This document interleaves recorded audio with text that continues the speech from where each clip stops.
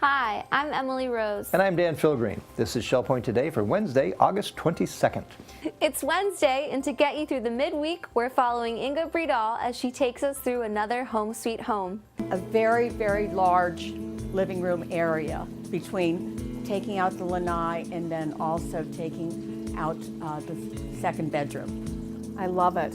Lily Honch is here to tell us all about a new musical event coming to Shell Point this September. We will be hosting Jennifer Gilmore, and she will be bringing her program in timeless hits and classic divas.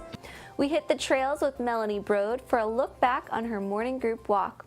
I'm working my back and my core. And we're going to have a couple of team building exercises. We're going to cruise through to the park where we're going to cool down some with some Tai Chi. And we sit down with Paul Peterson to learn about his missionary work in Africa. We had to go miles for water in 55-gallon drums, and because there were no wells in the area. It was just dry sub-Sahara Africa. But first, we're making waves as we look back on this day in history.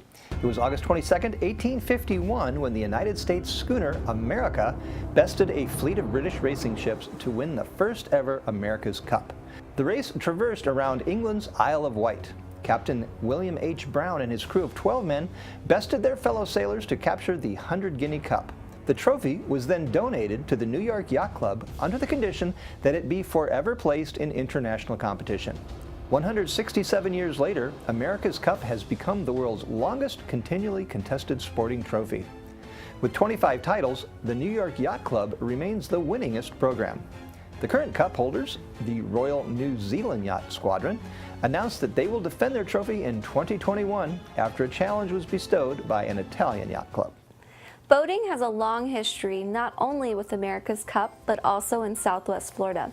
And tomorrow you can join the Otsego Bay Marine Center for a presentation of their documentary, Pink Gold Rush. This feature dives into the storied history of the shrimping industry in Fort Myers Beach. Learn how the region went from hundreds of boats to a few dozen in only half a decade.